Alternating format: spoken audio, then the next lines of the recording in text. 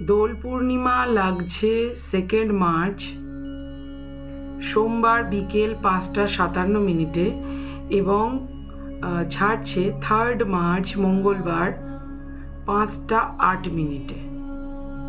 এবার গ্রহণ কখন লাগছে? গ্রহণ লাগছে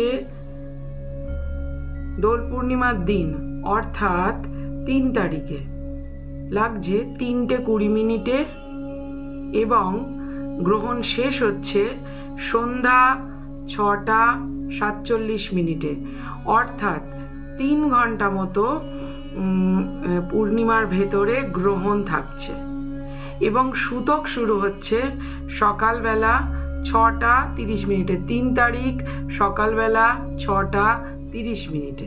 তাহলে এদিকে আমাদের 5:08 দোল পূর্ণিমা ছেড়ে যাচ্ছে, ঠিক আছে, আর 3:20 হচ্ছে তোমার লাগছে, গ্রহণ লাগছে।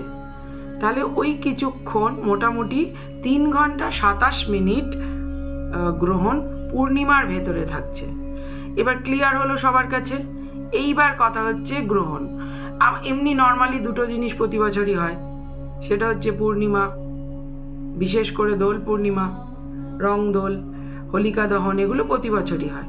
এবার তাহলে স্পেশালি কি আছে? স্পেশালি আছে গ্রহণ, ঠিক আছে, গ্রহণ। এবং এইটাকে নিয়ে বহু লোকে বহু ভিডিও বানিয়েছে, লোকেরা ভয় পাচ্ছে। আচ্ছা, এই গ্রহণ বা হোলি পৃথিবীতে কি কোনোদিন আসেনি? এসেছে। তাহলে আপনারা জানতে পারেননি। কি কারণে জানতে পারেননি? এই কারণেই পারেননি যে তখন রিলস টিলস ছিল না। এখন জানতে পারছেন। স্পেশালি এখন কিছু আলাদা কিছু বিশাল কিছু হচ্ছে না।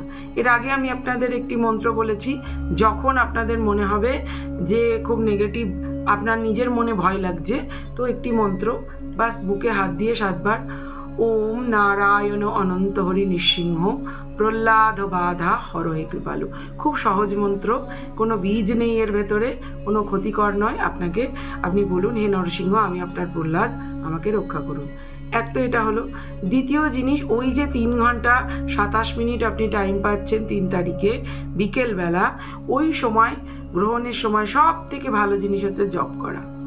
জপ করা, গ্রহণের জপের মতো পাওয়ারফুল জপ কিছুতে হয় না।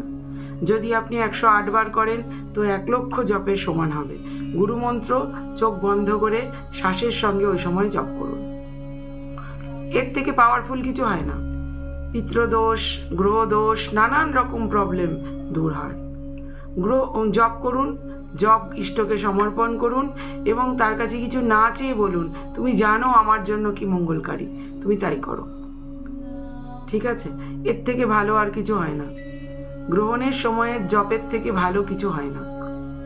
গ্রহণ ছেড়ে গেলে আপনারা চাইলে গ্রহণ ছেড়ে গেলে কোনো যজ্ঞ টজ্ঞ করতে পারেন, ঠিক গ্রহণ ছাড়ার পর অথবা গ্রহণ লাগার আগে যজ্ঞ করতে পারেন, সেটাও মঙ্গলকারী। ধন্যবাদ। মোট কথা, ভয় পাওয়ার কিছু নেই, এই কথাটাই আমি বলতে চাইছি। ওম নমো নারায়ণ।